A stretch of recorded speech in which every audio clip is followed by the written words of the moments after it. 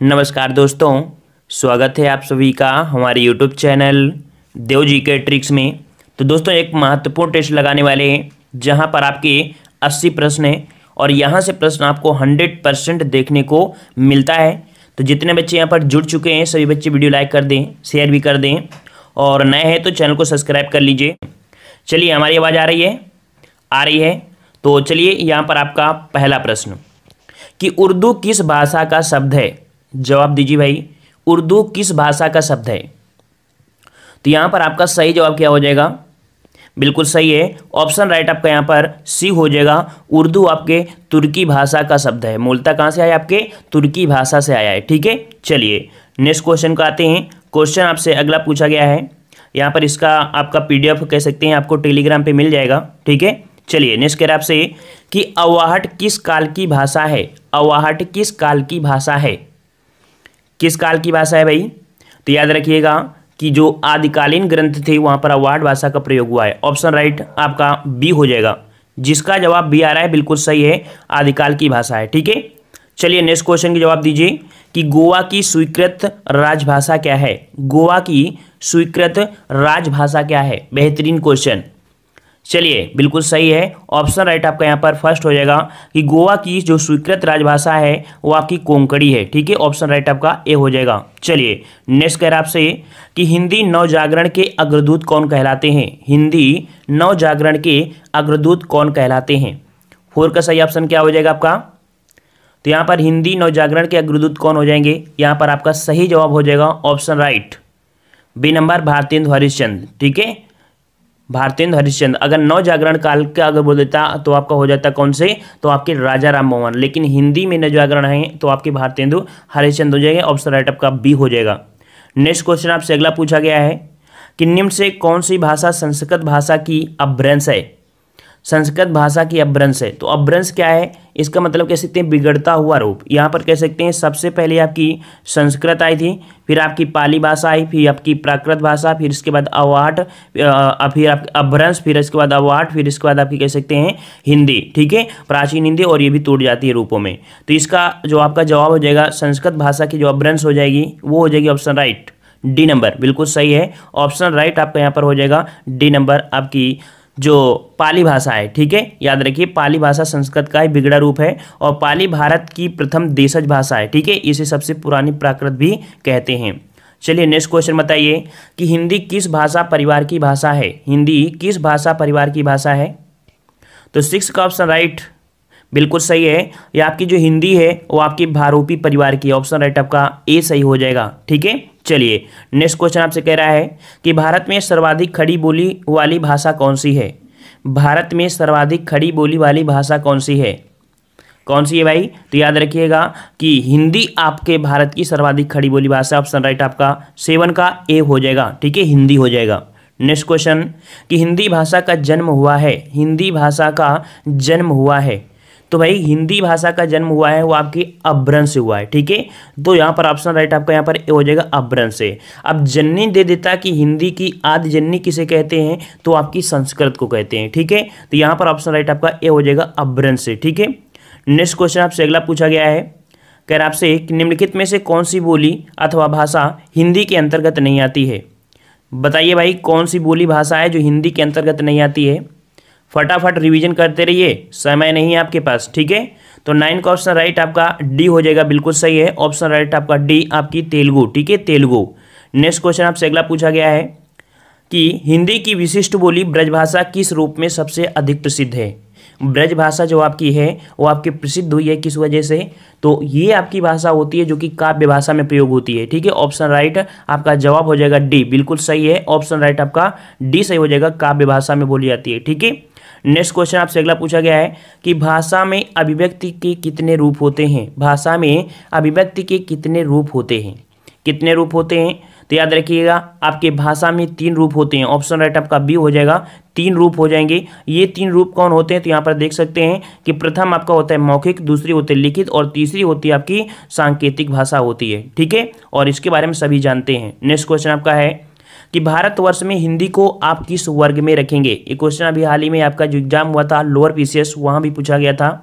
काफ़ी बच्चों ने गलत कर दिया था। हम आपको बताते हैं कि हिंदी जो है वो राष्ट्रभाषा नहीं है, राजभाषा। याद रखिए, ऑप्शन राइट आपका फर्स्ट हो जाएगा राजभाषा, क्योंकि हिंदी को जब एक्सेप्ट किया गया था 343 अनुच्छेद के तहत, तब आपकी राजभाषा के रूप में और लिपि थी आपकी देवनागरी, उस रूप में किया गया था, ना कि राष्ट्रभाषा। राष्ट्र मतलब होता है कि पूरे देश की एक ही भाषा होनी चाहिए हिंदी, बल्कि हिंदी सिर्फ आपके भारत में 10 राज्यों में ही आपकी हिंदी बोली जाती है। इस प्रकार से आपका यहाँ पर ए हो जाएगा राजभाषा। ओके, क्लियर हुआ ना। चलिए नेक्स्ट कर आपसे ढूंढाही बोली है, ढूंढाही बोली है। तो भाई ढूंढाही बोली कहाँ पर बोली जाती है आपके, तो ये बोली जाती है, बिल्कुल सही है, ऑप्शन राइट आपका हो जाएगा जो आपका बी नंबर है, पूर्वी राजस्थान में। पूर्वी राजस्थान में आपकी ढूंढाई, और ढूंढाई को हम बोलते हैं क्या, तो इसे कह सकते हैं हड़ौती, या कह सकते हैं इसे जयपुरी के नाम से भी जानते हैं। ठीक है, बी नंबर आपका सही हो जाएगा। नेक्स्ट क्वेश्चन आपसे अगला है कि ब्रज बोली नाम से जानी जाती है। बताइए भाई, सभी प्रश्न आपने पढ़ा होगा, रिवीजन के तौर पर आप यहाँ पर फास्ट आंसर दीजिए। तो ब्रजबुली नाम से जानी जाती है आपकी पुरानी बंगला, बिल्कुल सही है, ऑप्शन राइट आपका डी हो जाएगा, पुरानी बंगला जानी जाती है ब्रजबुली के नाम से। नेक्स्ट क्वेश्चन कह रहा आपसे कि निम्नलिखित में से कौन सी भाषा देवनागरी लिपि में लिखी जाती है। देवनागरी लिपि में लिखी जाती है कौन सी भाषा।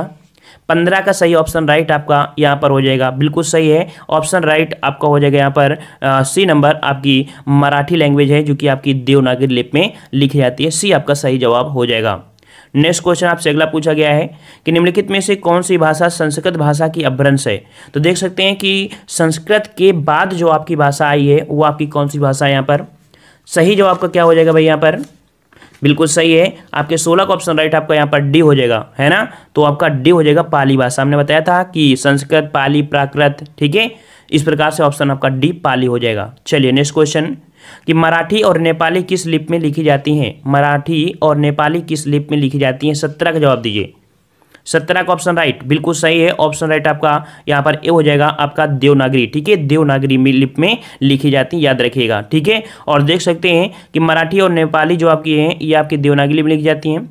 इसी प्रकार प्राकृत, आर्य भाषा, संस्कृत देख सकते हैं, कोंकणी, हिंदी, मगही, भोजपुरी आदि में ये आपकी मानी गई हैं। चलिए नेक्स्ट क्वेश्चन आपका दिया गया है यहाँ पर कि हिंदी भाषा की बोलियों के वर्गीकरण के आधार पर छत्तीसगढ़ी बोली है। तो भाई छत्तीसगढ़ी बोली जो आपकी है वो कहाँ की है, आपकी कहाँ की है, बिल्कुल सही है, ऑप्शन राइट यहाँ पर आपका बी हो जाएगा, आपके पूर्वी हिंदी के अंतर्गत आती है। पूर्वी हिंदी के अंतर्गत आपकी 3 बोलियां होती हैं, ए बी सी। ठीक है, ए मतलब अवधी, बी से बघेली, सी से छत्तीसगढ़ी, रट लीजिएगा, यहीं से क्वेश्चन आपको देखने को मिलता है बार बार। नेक्स्ट क्वेश्चन आपका दिया है कि मानक हिंदी से क्या तात्पर्य है। मानक हिंदी से क्या तात्पर्य है, 19 का जवाब दीजिए। मानक हिंदी क्या होती है, बिल्कुल सही है, ऑप्शन राइट आपका ए हो जाएगा, आदर्श के रूप में हिंदी का स्वीकार करना। ठीक है, ऑप्शन राइट आपका यहाँ पर 19 का फर्स्ट हो जाएगा। मानक हिंदी से तात्पर्य होता है कि आदर्श के रूप में हिंदी का स्वीकार रूप होता है। ठीक है, नेक्स्ट क्वेश्चन आपसे अगला है कि पाली किस धर्म की भाषा है। पाली किस धर्म की भाषा है, 20 का जवाब बिल्कुल सही है, पाली जो आपकी है वो आपके बौद्ध धर्म की है, ऑप्शन राइट आपका बी हो जाएगा, बौद्ध धर्म की है। ठीक है, याद रखिएगा कि जो पाली है वो बौद्ध धर्म की भाषा है, और जो प्राकृत भाषा थी वो आपकी जैन की है। ठीक है, जैन की। चलिए नेक्स्ट बताइए कि निर्गुण भक्ति धारा का संत कवि कौन है। निर्गुण भक्ति धारा का संत कवि कौन हो जाएगा। चलिए 21 का ऑप्शन राइट बिल्कुल सही जवाब आ रहा है, ऑप्शन राइट, निर्गुण भक्ति जो धारा के संत कवि हैं वो आपके हैं कबीर, ऑप्शन राइट यहाँ पर आपका बी हो जाएगा, कबीर हो जाएगा। ठीक है, वही देख सकते हैं जो तुलसीदास और सूरदास, मीरा, ये आपके सगुण भक्ति धारा से संबंधित थे। नेक्स्ट क्वेश्चन आपका है कि सैंधव का आशय निम्न से कौन नहीं है। सैंधव का जो अर्थ होता है या कह सकते हैं आशय होता है, क्या नहीं होगा। तो देखो यहाँ पर नमक, घोड़ा, समुद्री हो, लेकिन आपका सैंधव का आशय आपका सोना नहीं होता है, बिल्कुल सही है, ऑप्शन राइट आपका जवाब हो जाएगा बी। सैंधव का अर्थ आपका सोना नहीं होता है बल्कि नमक, घोड़ा, समुद्री आपका होता है। ठीक है, चलिए नेक्स्ट क्वेश्चन आपसे अगला पूछा गया है, कह आपसे अंधों की पढ़ने की लिपि क्या है। अंधों के पढ़ने की लिपि क्या है। तो जो अंधे लोग होते हैं वो पढ़ नहीं पाते हैं, उनके लिए लिपि का प्रयोग किया गया है, वो आपकी है ऑप्शन राइट, बिल्कुल सही जवाब है, ऑप्शन राइट आपका यहाँ पर ए हो जाएगा, ब्रेल। ठीक है, आपके नाम सुना होगा लुइस ब्रेल। लुइस ब्रेल ने एक कह सकते हैं एक लिपि खोजी थी जिसे ब्रेल लिपि कहा जाता है, इसीलिए कह सकते हैं कि आपका लुइस ब्रेल दिवस भी मनाया जाता है। ठीक है, तो जो कि 4 जनवरी को होता है। ठीक है, तो इसका ऑप्शन आपका यहाँ पर आंसर आपका हो जाएगा ए नंबर हो जाएगा। ठीक है, इससे हाथों के स्पर्श ज्ञान होते हैं, जो अंधे लोग होते हैं ना तो वो ऐसे सर्च कर लेते हैं और उसी के अनुसार वो बता देते हैं कि यहाँ पर क्या लिखा है। ठीक है, चलिए नेक्स्ट क्वेश्चन आपसे अगला पूछा गया है कि पायो जी मैंने राम रतन धन पायो, ये किसकी पंक्ति है। बताइए भाई, पायो जी मैंने राम रतन धन पायो, ये किसकी पंक्ति है? बिल्कुल सही जवाब है यहाँ पर ऑप्शन राइट, बिल्कुल सही है ऑप्शन राइट, आपका बी हो जाएगा। ये मीरा जी के है, ठीक है, मीरा जी है, ये भक्ति साधना से आपके संबंधित पंक्ति है। चलिए अगला बताइए, भारत का शेक्सपियर किसे कहा जाता है? भारत का शेक्सपियर किसे कहा जाता है? 25 का ऑप्शन राइट, बिल्कुल सही है यहाँ पर ऑप्शन राइट आपका हो जाएगा आपका बी नंबर, कालिदास, ठीक है, कालिदास को भारत का शेक्सपियर कहा जाता है, याद रखिएगा, ठीक है। नेक्स्ट क्वेश्चन आपसे अगला पूछा गया है कि यहाँ पर कि अधिकतर भारतीय भाषाओं का विकास किस लिपि से हुआ है? अधिकतर भारतीय भाषाओं का विकास किस लिपि से हुआ है? 26 का जवाब, 26 का बिल्कुल सही है ऑप्शन राइट आपका यहाँ पर डी हो जाएगा, आपकी ब्राह्मी लिपि से हुआ है, ठीक है, ब्राह्मी लिपि से हुआ है। अधिकतर जो जितनी भी भारतीय भाषाएं हैं इनका विकास ब्राह्मी लिपि से ही हुआ है। नेक्स्ट क्वेश्चन कि हिंदी भाषा किस लिपि में लिखी जाती है? हिंदी भाषा किस लिपि में लिखी जाती है? भाई किस लिपि में लिखी जाती है? बिल्कुल सही है ऑप्शन राइट आपका सी हो जाएगा, आपकी देवनागरी लिपि में, ठीक है। नेक्स्ट क्वेश्चन कि वर्तमान हिंदी का प्रचलित रूप क्या है? वर्तमान हिंदी का प्रचलित रूप क्या है? देखिए प्रश्न जरूर सरल होंगे, इसलिए हम यहाँ पर स्पीड में हैं, क्योंकि आप जब रिवीजन कर रहे होते हैं तो आपको हर प्रकार के प्रश्न मिलेंगे, कठिन भी मिलेंगे, सरल भी मिलेंगे, ठीक है। और जब इतना पढ़ लिए हो तो आपको हिंदी तो सरल लगेगी ही, ठीक है। चलिए वर्तमान हिंदी का प्रचलित रूप है वो आपका है, बिल्कुल सही है ऑप्शन राइट आपका सी हो जाएगा, आपकी खड़ी बोली, खड़ी बोली। नेक्स्ट क्वेश्चन कि हिंदी भाषा की बोलियों के वर्गीकरण के आधार पर छत्तीसगढ़ी बोली है। अभी हमने बताया था कि जो छत्तीसगढ़ी बोली आती है आपकी पूर्वी हिंदी के अंतर्गत आती है, बिल्कुल सही है ऑप्शन राइट आपका यहाँ पर ए हो जाएगा, पूर्वी हिंदी के अंतर्गत आती है, ठीक है। चलिए नेक्स्ट क्वेश्चन आपका है ब्रज भाषा है। ब्रज भाषा है तो भाई कैसी भाषा है? ब्रज भाषा कहाँ की है? बिल्कुल सही है ऑप्शन राइट आपका बी हो जाएगा। ब्रज भाषा जो आपकी है वो आपकी पश्चिमी हिंदी के अंतर्गत आती है, ठीक है, पश्चिमी हिंदी के अंतर्गत। नेक्स्ट क्वेश्चन आपका है मिलिंद पन्हो क्या है? ये क्वेश्चन आपके यूपीपीसीएस में क्वेश्चन पूछा गया है और हर एग्जाम में पूछा जाता है, चाहे जीएस का हो चाहे हिंदी, वो आपका कॉमन है कि ये आपका ये वर्ड आपका देखने को मिलता है। तो मिलिंद पन्हो है क्या? तो ये जो आपका है ये आपका पाली ग्रंथ है, ठीक है, क्या है? तो आपका ये बौद्ध जी के पाली ग्रंथों में से आपका है मिलिंद पन्हो, ठीक है, ये आपके बौद्ध धर्म से संबंधित है। नेक्स्ट क्वेश्चन कि सूर्यकांत त्रिपाठी निराला को कैसा कवि माना जाता है? बताइए भाई, सूर्यकांत त्रिपाठी निराला को कैसा कवि माना जाता है? तो भाई याद रखिएगा सूर्यकांत त्रिपाठी निराला को क्रांतिकारी कवि माना जाता है, ठीक है, ऑप्शन राइट आपका ये हो जाएगा, क्रांतिकारी आपका माना जाता है, ठीक है। चलिए नेक्स्ट क्वेश्चन आपसे कहा गया है कि अवधि शब्द का अर्थ क्या है? अवधि शब्द का अर्थ, तो भाई अवधि शब्द का अर्थ होता है, बिल्कुल सही है ऑप्शन राइट आपका ये हो जाएगा, अवध की भाषा, ठीक है, अवध की भाषा मतलब अवधि शब्द का अर्थ है अवध की भाषा से जो अवध क्षेत्र में बोली जाती है, ठीक है। चलिए नेक्स्ट क्वेश्चन आपसे अगला पूछा गया है कि गुरुमुखी किस भाषा की लिपि है? गुरुमुखी किस भाषा की लिपि है? यहाँ पर 34 का सही जवाब, बिल्कुल सही है यहाँ पर 34 का ऑप्शन राइट आपका हो जाएगा पंजाबी, ठीक है, ए नंबर आपका हो जाएगा। गुरुमुखी किस भाषा की लिपि है? तो आपकी पंजाबी है, ठीक है, पंजाबी। जिस प्रकार से हिंदी आपकी देवनागरी है उसी प्रकार से जो पंजाबी है वो आपकी गुरुमुखी सी है ये। नेक्स्ट क्वेश्चन कि खड़ी बोली के सर्वप्रथम कवि माने जाते हैं। खड़ी बोली के सर्वप्रथम कवि कौन से माने जाते हैं? 35 का सही ऑप्शन, तो बिल्कुल सही है 35 का ऑप्शन राइट आपका बी हो जाएगा, ये आपके हैं अमीर खुसरो, ठीक है, अमीर खुसरो ऑप्शन राइट आपका ए हो जाएगा, ठीक है। और देख सकते हैं कि जो खड़ी बोली अर्थात हिंदू और उर्दू के सर्वप्रथम कवि आपके माने जाते हैं आपके अमीर खुसरो ही माने जाते हैं। नेक्स्ट क्वेश्चन कि सबसे पहले आत्मकथा हिंदी में किसने लिखी थी? चलिए काफ़ी प्यारा क्वेश्चन है, तो यहाँ पर देख सकते हैं कि सबसे पहले आत्मकथा जो कि हिंदी में लिखी थी किसने लिखा था? तो यहाँ पर आपका सही जवाब हो जाएगा ऑप्शन राइट ए नंबर, बिल्कुल सही है ऑप्शन राइट आपका फर्स्ट हो जाएगा, श्याम सुंदर दास, ठीक है, श्याम सुंदर दास, इन्होंने लिखा था कि मेरी आत्मकथा कहानी, उनकी आत्मकथा है, ठीक है। नेक्स्ट क्वेश्चन आपका अगला है कि आदिकाल को वीरगाथा काल किसने कहा है? आदिकाल को वीरगाथा काल किसने कहा है?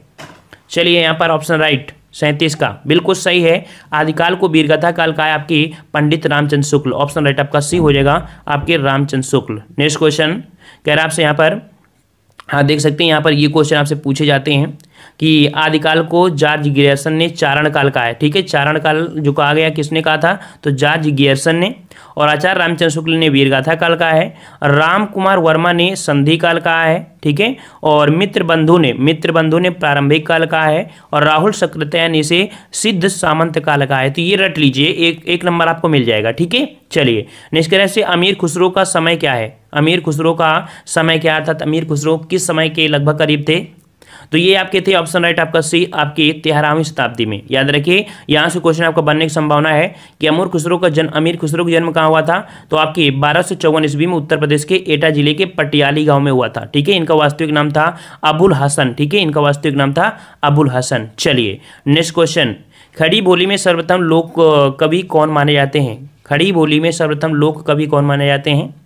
39 का ऑप्शन राइट, तो यहाँ पर 39 का ऑप्शन राइट बिल्कुल सही है। ऑप्शन राइट आपका 39 का डी हो जाएगा, मैथिली शरण गुप्त माने जाते हैं। ठीक है, डी नंबर आपका हो जाएगा, मैथिली शरण गुप्त सर्वप्रथम लोक कवि आपके माने जाते हैं। ठीक है, चलिए नेक्स्ट क्वेश्चन का आते हैं। क्वेश्चन आपसे अगला है, हाँ एक शब्द होता है कोमल स्वरूप, कोमल रूप वाले आप सुमित्रानंद को बोला जाता है। ठीक है, चलिए अगला है कि जायसी ने किस भाषा में रचना की है? जायसी ने किस भाषा में रचना किया है? 40 का सही जवाब क्या हो जाएगा?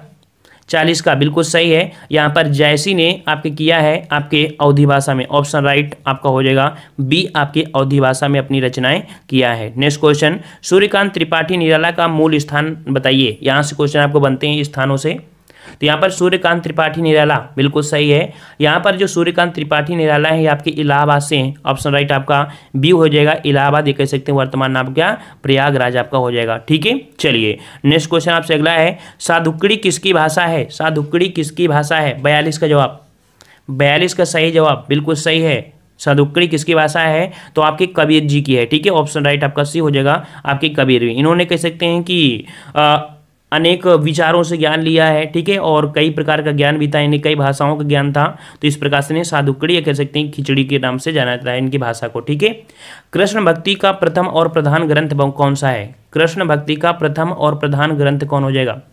चलिए 43 का ऑप्शन बिल्कुल सही है। ऑप्शन राइट आपका फर्स्ट हो जाएगा, जो आपका गीता है। ठीक है, गीता है ये आपके कह सकते हैं कृष्ण भक्ति का प्रथम प्रधान ग्रंथ आपका माना जाता है। ठीक है, इसमें ज्ञान धर्म और कर्म समन्वय का भी आपका है। ठीक है, चलिए नेक्स्ट क्वेश्चन आपका दिया गया है कि रामचरितमानस में कितने सोपान हैं? चलिए ये क्वेश्चन आपसे बार बार पूछ रहा है। ठीक है, मतलब कह सकते हैं कितने सर्ग होते हैं। ठीक है, तो यहाँ पर आपका सही जवाब हो जाएगा 44 का ऑप्शन राइट बिल्कुल सही है। आपके 7 सर्ग होते हैं। कौन कौन से 7 सर्ग होते हैं? तो यहाँ पर देख सकते हैं कि आपके यहाँ पर अब सबसे पहले आपका बालकांड होता है, फिर अयोध्या कांड होता है, फिर अरण्य कांड होता है, किष्किंधा कांड होता है, सुंदर कांड होता है, लंका कांड और आपका यहाँ पर उत्तर कांड, जिसे हम कह सकते हैं कि 7 कांड हो गए। ठीक है, तो इस प्रकार से आपका ये हुआ कंप्लीट। ठीक है, नेक्स्ट क्वेश्चन कि कबीर के प्रमुख शिष्य थे, कबीर के प्रमुख शिष्य थे कौन थे भाई? तो कबीर के प्रमुख शिष्य थे आपके ऑप्शन राइट बी नंबर। ठीक है, जिसका जवाब बी आ रहा है बिल्कुल सही है, धर्मदास। ठीक है, कबीरदास जी निर्गुण भक्ति काव्य धारा के कवि थे और उनके शिष्यों में प्रमुख थे आपके धर्मदास थे। ठीक है, और यहाँ पर जिन्होंने कबीर वाणी का संकलन किया था। ठीक है, कबीर वाणी का संकलन किसने किया था?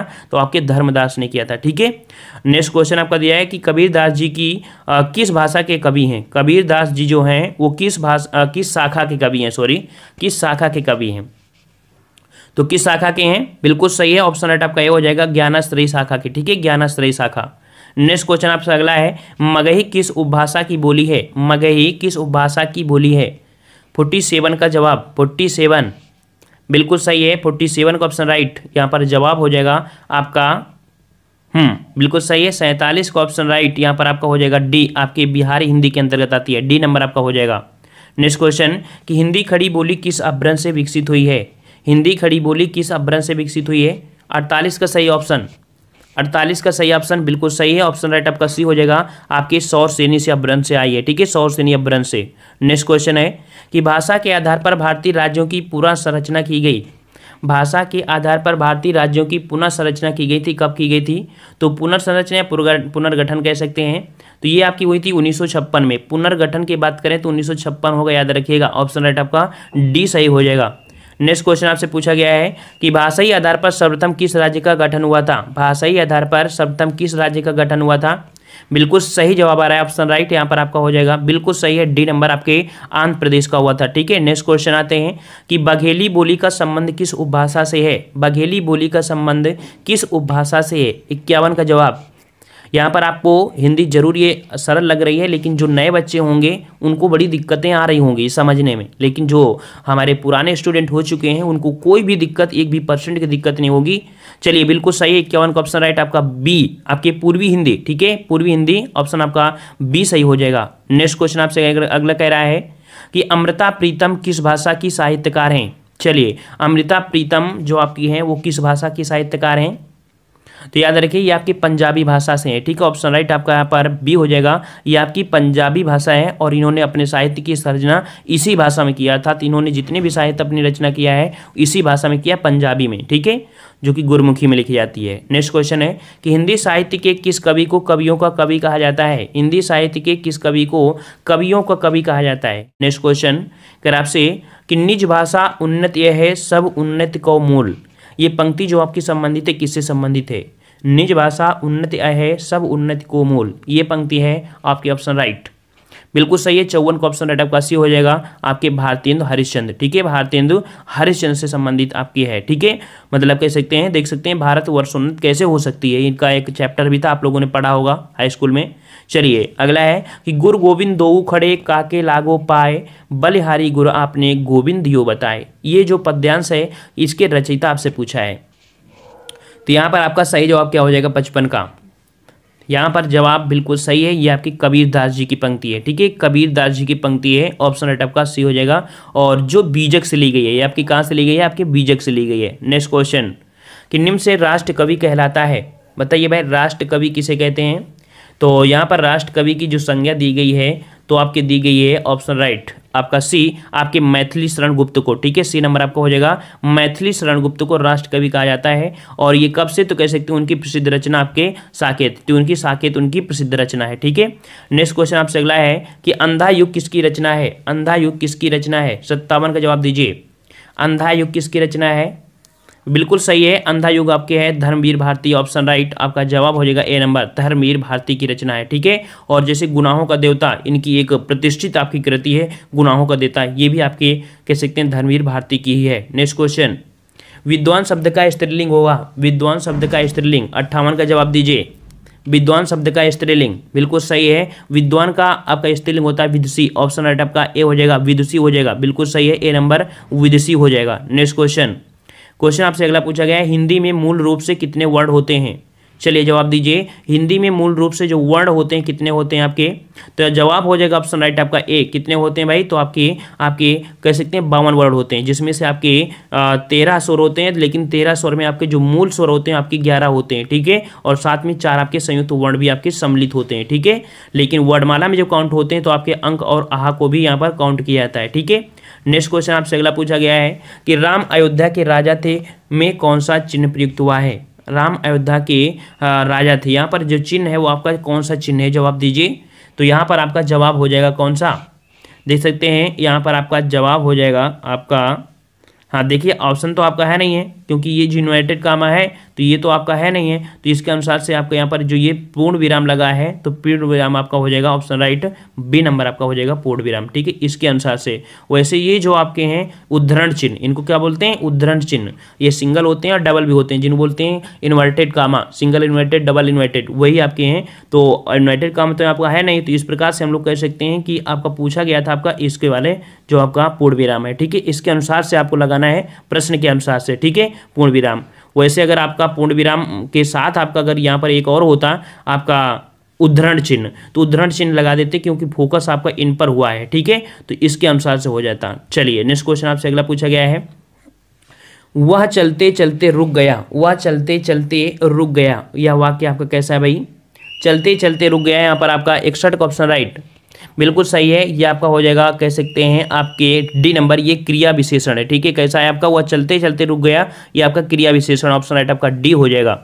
नेक्स्ट क्वेश्चन आपसे अगला है, कौनते कहा जाता है? कौनते कहा जाता है, किसे कहा जाता है? आपके 62 का ऑप्शन राइट, कौनते कहा जाता है, बिल्कुल सही है, ये आपके कहा जाता है ऑप्शन राइट आपका ए, आपके अर्जुन, ठीक है। याद रखिए कौनते शब्द अर्जुन के लिए प्रयुक्त हुआ है, और कौनते का आशय आपका कुंती का पुत्र होता है, ना कि कुंती हो, ठीक है। तो कौनते का अर्थ होता है कुंती का पुत्र होता है, ठीक है। नेक्स्ट क्वेश्चन कह रहा है आपसे, निम्न से कौन सा शब्द बौद्ध भिक्षु का अर्थ देता है? बताइए भाई, बौद्ध भिक्षु का जो अर्थ देगा कौन सा आपका देगा यहाँ पर? बिल्कुल सही है, यहाँ पर बौद्ध भिक्षु का जो अर्थ होता है आपका श्रामण, ठीक है, ऑप्शन राइट आपका बी हो जाएगा श्रामण, ठीक है, माँ शब्द होगा। चलिए अगला है कि महाभारत में पार्थ का प्रयोग किसके लिए किया गया है? महाभारत में पार्थ शब्द का प्रयोग किसके लिए किया गया है?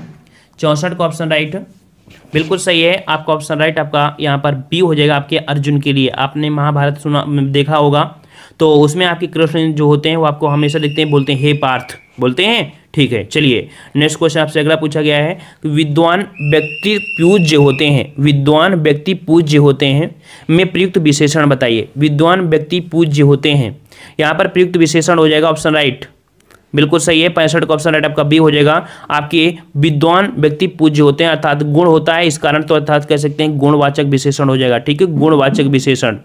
नेक्स्ट क्वेश्चन आपसे पूछा गया है भोजपुरी बोली कहाँ बोली जाती है, भोजपुरी बोली कहाँ बोली जाती है। छाछड़ का जवाब दीजिए। भोजपुरी बिल्कुल सही है। यहाँ पर देख सकते हैं भोजपुरी जो आपका हो जाएगा, यहाँ पर इलाहाबाद है, बदायूं है, लखनऊ है और फैजाबाद। तो यहाँ पर कह सकते हैं कि भोजपुरी बोली उत्तर प्रदेश में नेपाल की सीमा से लेकर देखा जाए छोटा नागपुर तक बोली जाती है। तो उसके अनुसार से देखा जाए तो मिर्ज़ापुर, वाराणसी, जौनपुर, फैजाबाद जिले इसके पश्चिम तक आपको पूछा जाता है।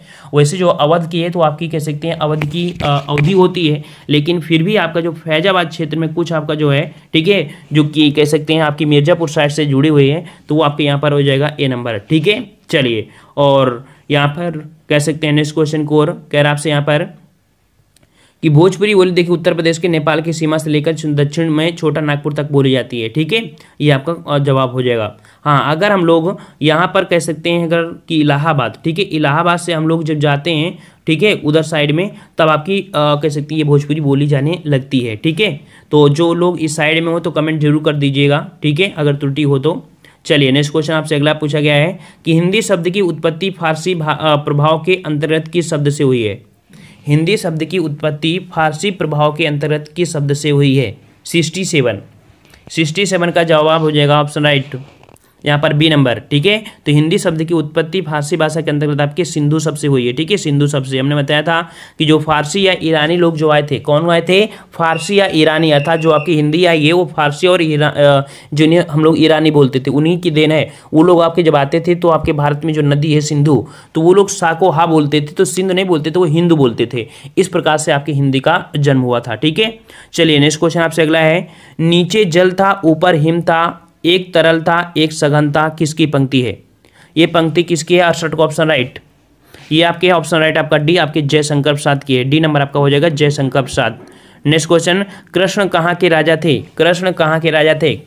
कुछ भी मुमकिन है आपके एग्जाम में। ठीक है, तो यहाँ पर आपका हो जाएगा ऑप्शन राइट 69 का ऑप्शन राइट आपका सी, आपके द्वारिका के थे। ठीक है, देखो पूछा गया राजा कहाँ के थे। ठीक है, मथुरा मत लगा देना क्योंकि कंफ्यूज कर देगा आपको। ठीक है, तो यहाँ पर द्वारिका के राजा थे। ठीक है, द्वारिका के राजा थे। ओके, चलिए नेक्स्ट क्वेश्चन का आते हैं। क्वेश्चन आपसे अगला पूछा गया है किसे विदेह कहा जाता है, किसे विदेह कहा जाता है। 70 का जवाब दीजिए।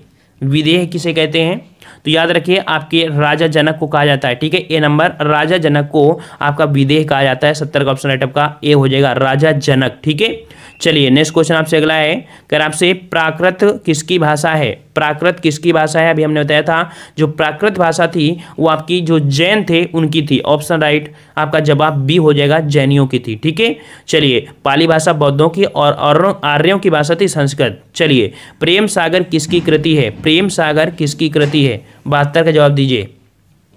चलिए प्रेम सागर किसकी कृति है, बिल्कुल सही है, ऑप्शन राइट आपका यहाँ पर प्रेम सागर आपके हो जाएगा लल्लू लाल। ठीक है, ऑप्शन राइट आपका ए हो जाएगा, आपके लल्लू लाल की कृति है आपकी प्रेम सागर। नेक्स्ट क्वेश्चन गोबर किस उपन्यास का पात्र है, गोबर किस उपन्यास का पात्र है।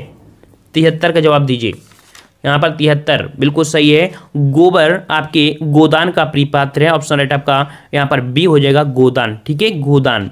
और नेक्स्ट क्वेश्चन का आते हैं। क्वेश्चन आपसे अगला पूछा गया है, यहाँ पर कह रहा आपसे कि निम्न से प्रसिद्ध छायावादी लेखक का नाम बताइए। बताइए भाई इनमें से छायावादी कवि कौन से हैं, कौन से लेखक आपकी छायावादी हैं। यहाँ पर ऑप्शन राइट 74 का ऑप्शन राइट बिल्कुल सही है, महादेवी वर्मा। ठीक है, जो महादेवी वर्मा है वो आपकी छायावादी की प्रसिद्ध लेखिका हैं। और अन्य देखा जाए छायावादी लेखकों में तो आपके जयशंकर भी होते हैं, सुमित्रानंद पंत भी होते हैं और आपके राय कृष्णदास, ये सभी आपके किस में छायावादी युग में होते हैं अर्थात काल में है। ठीक है, चलिए अगला क्वेश्चन जवाब दीजिए। रानी केतकी की कहानी ये किसकी कृति है, रानी केतकी की कहानी किसकी कृति है। बिल्कुल सही है, रानी केतकी की कहानी है आपके सैयद इंसा अल्लाह खां अर्थात मुंशी ईसा अल्लाह खां होता है ना। ऑप्शन राइट आपका यहाँ पर सी हो जाएगा, मुंशी ईसा अल्लाह खां। ठीक है, चलिए नेक्स्ट क्वेश्चन आपसे अगला पूछा गया है कि जयसी किस धारा के कवि थे। जयसी आपने सुना होगा और हमने अभी आपको इसी वीडियो में बताया भी है। जयसी जो आपके हैं वो किस धारा के कवि हैं। 76 का ऑप्शन राइट तो यहाँ पर सही जवाब हो जाएगा ऑप्शन राइट आपका ए, आपके प्रेम मार्गी का भक्ति धारा के थे। ठीक है, प्रेम मार्गी जो आपके हैं उसके ऑप्शन राइट आपका ए हो जाएगा। नेक्स्ट क्वेश्चन कि प्रेमचंद शताब्दियों में पददिल अपमानित और उपेक्षित कृषकों की आवाज थे, ये कथन आपका जो है वो किसका दिया गया है? प्रेमचंद शताब्दियों से पदलित अपमानित और उपेक्षित कृषकों की आवाज थी, ये आपका कथन किसका है? 74 का जवाब, 74 का ऑप्शन राइट बिल्कुल सही है। ऑप्शन 77 का जवाब हो जाएगा आपका ए नंबर आपके संपूर्णानंद की है। ठीक है, संपूर्णानंद जी का है कथन। नेक्स्ट क्वेश्चन कि कब बिहारी का जन्म कहाँ हुआ था? कब बिहारी का जन्म कहाँ हुआ था? 78 का ऑप्शन राइट, यहाँ पर जवाब हो जाएगा ऑप्शन राइट सी नंबर बिल्कुल सही है। आपके बिहारी जी का जन्म आपके ग्वालियर में, और यहाँ पर कह सकते हैं कि ये जो आपके थे कहाँ से संबंधित थे, तो जो आपके जयपुर के राजा जय सिंह के आश्रित कवि थे। ठीक है, इन्होंने सतसई की रचना भी किया है। ठीक है, तो ये ऑप्शन राइट आपका यहाँ पर सी हो जाएगा ग्वालियर। नेक्स्ट क्वेश्चन कि प्रेम वाटिका में किसका वर्णन हुआ है? प्रेम वाटिका में किसका वर्णन हुआ है? चलिए जवाब दीजिए 79 का। प्रेम वाटिका में वर्णन किसका हुआ है? तो यहाँ पर बिल्कुल सही है, ऑप्शन राइट आपका हो जाएगा राधा कृष्ण की प्रेम लीला का वर्णन हुआ है आपके प्रेम वाटिका में।